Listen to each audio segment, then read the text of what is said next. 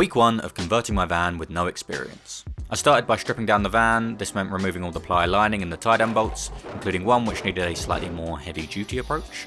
I then got rid of all the rust spots with this set of wire brushes and a drill, taking it all back to bare metal. Then I filled all the screw holes with rivets and the bolt holes with JB Weld, and then treated all the areas in 3 different steps. First with some Crust, then some red oxide primer, and finally a top coat. It did come out looking pretty patchy, but it's not really there for aesthetics, it's just there for protection, and it's all going to be covered up by insulation and cladding anyway, so who really cares?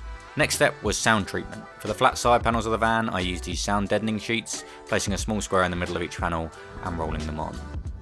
And then for the wheel arches, I used this closed cell foam insulation. I opted for this instead of the sheets as based on my research, they only really prevent vibrations and don't actually absorb any sound, unlike the foam.